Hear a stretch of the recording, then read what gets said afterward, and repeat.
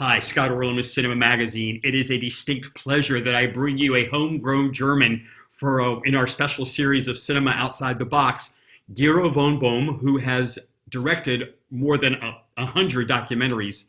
But this specific one is Helmut Newton, The Bad and the Beautiful. I have to ask you, Gero, right off the bat, there's a whole young generation who probably don't even know who Helmut Newton is. They may have seen one or two of his pictures.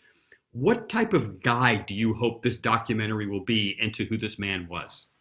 I think it's very important to know who he was because it's historically important and very interesting because you have to see his images, the photos he made in the context of the times. You know, many of us know his nude photographs, for instance, the big nudes, a little bit menacing for us men. I don't know, Scott, how it is for you, but they are Amazons, they are strong women. And that's one of his most important pictures.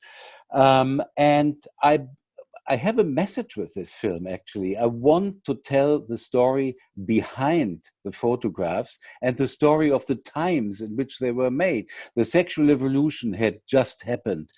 The nude body was no longer a taboo, and here there was Helmut Newton who had to offer photographs like that. And there was a huge demand in the fashion industry, in fashion magazines, for a revolution in fashion photography. There was Richard Avedon, Irving Penn, beautiful, beautiful, iconic photographs, but all lovely and a bit boring. And here came the provocateur, Helmut Newton, avant-garde, and a little bit of an anarchist. And he was welcomed. But it's astonishing that the industry actually accepted him because some of his work was really shocking. But that's what I say. It's historically interesting about the times. There was so much freedom in the 70s and early 80s. And we cannot imagine today. Today is an age in which political correctness is ruling too much, to my opinion. And there's not enough freedom, I think, and not enough innovation in photography. He was a big innovator. And also the story of his life is very interesting. So I wanted to tell that and bring that across, because only when you know his life, you will understand his photography. You know, it's fascinating. You mentioned the 1970s, and I think that's when you Mhm. first kind of came across his work. But it would take 20 years for you to actually meet the man. So, as a filmmaker yourself, as somebody who appreciates the visual arts, what was that first moment like? Were you a bit of a fanboy, or were you just trying to get to know him?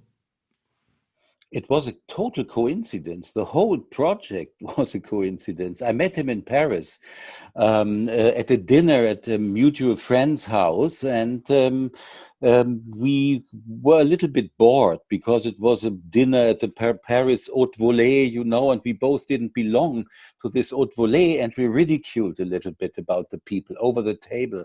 We made little signs with our eyes and understood each other immediately. Obviously, we had the same feeling for funny situations and the same sense of humor. And then I knew immediately, of course, who Helmut Newton was. He had no idea who I was. And there was not an idea for a film immediately, but we met each other for lunch, for dinner. I visited him in Monte Carlo. I visited him in LA, where I shot another movie, and we both stayed at the Chateau Marmont Hotel, and we became friends. But still no film, because June, his wife, was very protective. Helmut was her Helmut, and she filmed extensively with him at shootings and private situations, and I had to convince or seduce her a little bit to allow that I could make a film with Helmut. It took 3 years, and But then it's and then we interesting, started. Gary, because I understand that you really don't like to have a full script, that you kind of want it to be organic and let it evolve at the moment. So as you started, once you got that approval and you started working with Helmut, talk a little bit about how organically, once you started seeing him in motion, that the film started taking shape. I started with my own little camera, actually. We took walks in Berlin. He was a Berliner. He was brought up in Berlin, and I took him on the old tracks of his childhood, or better, he took me. And I had a little camera, and slowly, slowly, he got used to me filming him. It wasn't easy in the beginning because photographers don't like to be filmed. They want to make pictures. It's not you making pictures. But slowly, slowly, we understood each other even better. And I started filming. And then, of course, later on for this TV documentary with the camera team, of course. And I still had so much material from that first cooperation, from that first documentary, that I said to myself, something must be done with this material. And then I realized that Helmut Newton would turn 100 years this year. And I had this material. I had a great blessing from the Helmut Newton Foundation. So I could use all the material, hundreds and thousands of photographs and contact sheets and little notes and objects. And most important of all, June's material. June had accompanied him to shootings for many years.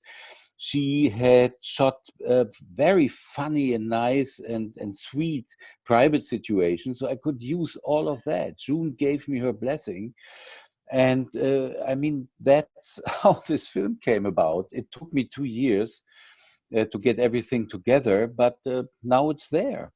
But over such an illustrious career, and even though you had access at your fingertips to all of her material and what was in the archives, sometimes there's always stuff missing. There's a holy grail. There are images that you try and find. People talk about a particular shot that he made.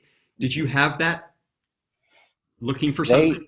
No, they were archiving everything meticulously.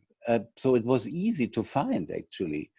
Amazing. I mean, handwritten notes, but all very precise. And that was June. June was a big organizer for Helmut, who was actually the little anarchistic boy playing with his toys, playing around. But she ran the set, and she was the curator of all his exhibitions and books, and she kept notes, and everything was easy to find.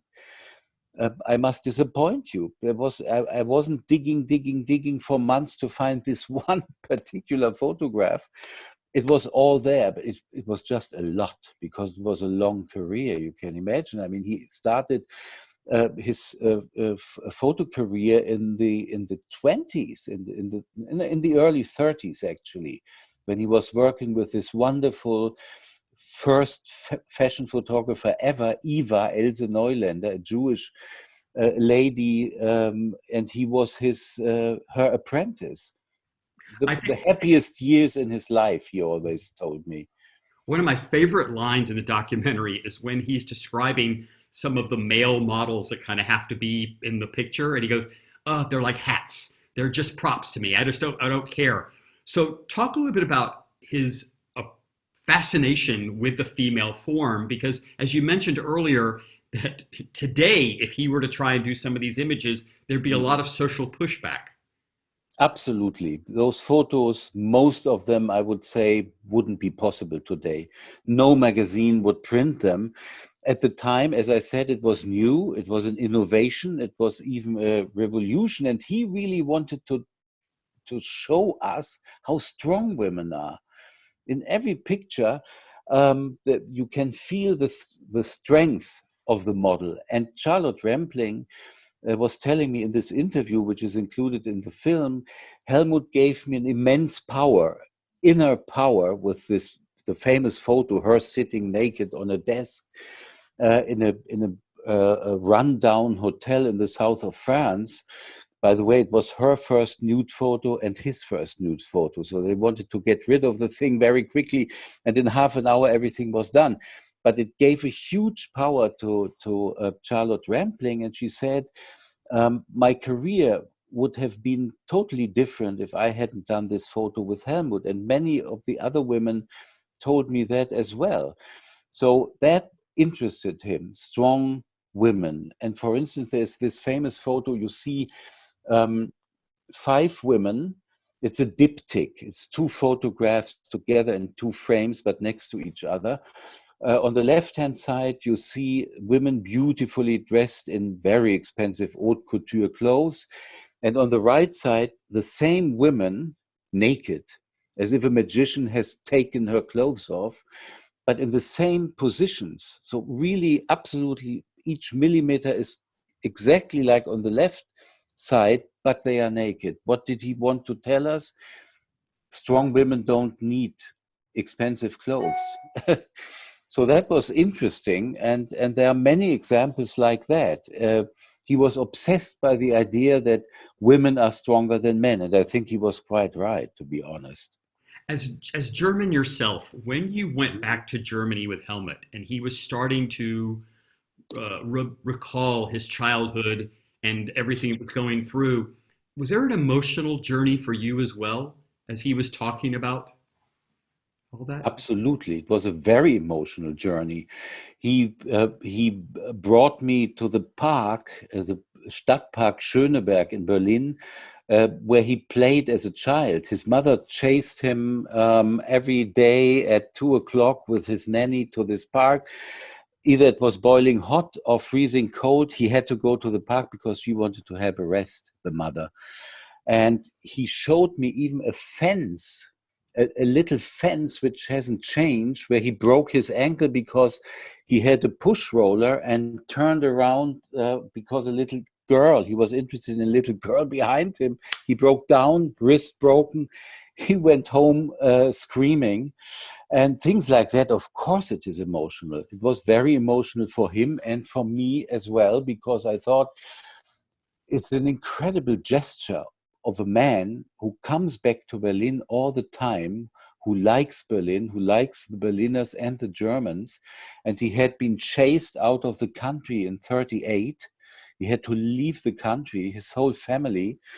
And I thought it was so generous a gesture to be forgiving, if you can be forgiving in this case.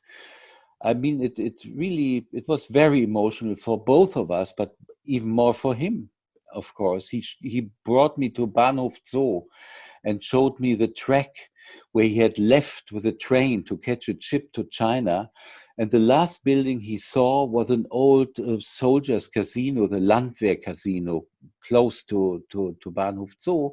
That was the last building he saw from the train, and now it's housing the Helmut Newton Foundation, the big museum. I mean, things like that, of course, it's very emotional. And just a last question for you, which I'm going to let you answer in Deutsch. There's a lot of people that could be watching this, some young filmmakers, and maybe they want to follow the trajectory that you did of making amazing documentaries. I think well over hundreds that you've done. What advice would you give them? Are there things they should be observant of now that will help them in their career? Ich glaube, man muss einfach den Mut haben, gerade wenn man Porträts macht, auf Menschen zuzugehen, nicht bewundern, sondern immer auf Augenhöhe, wenn irgend möglich. Das heißt, gut vorbereiten, aber ihnen als Menschen begegnen und nicht denken, das sind jetzt die Halbgötter, die ich porträtiere, sondern es sind ganz normale Menschen. Und das ist ja genau das, was wir wollen. Wir wollen denen ein bisschen die Maske, heute ein besonderes Wort heutzutage, die Maske, aber die Maske vor dem Gesicht lüften und schauen, was ist dahinter. Und dazu ist es notwendig, ganz genau sich mit diesen Menschen auszukennen, so genau wie möglich, aber ein Konzept, das man vielleicht hat für ein Porträt oder überhaupt für einen Dokumentarfilm, zu vergessen während der Arbeit und go with the flow. Ich hatte zum Beispiel für diesen Film kein Drehbuch, nur ein paar Notizen und auch für den Schnitt. Ich habe mich einfach treiben lassen und so ist dieser Film zustande gekommen. Man kann sich auch zu viel vorbereiten. Nur über den Menschen, den man porträtiert, sollte man möglichst mehr wissen, als er selbst über sich weiß. Well, Giro, I cannot thank you enough, first of all, for making this incredible documentary, which gave me an insight into this genius I knew nothing of. So, congratulations. Stay healthy and safe, and I look forward to your next documentary. And this is Scott Orlow. Till next time. Thank you so much. Thank you, Scott. It was an honor to be invited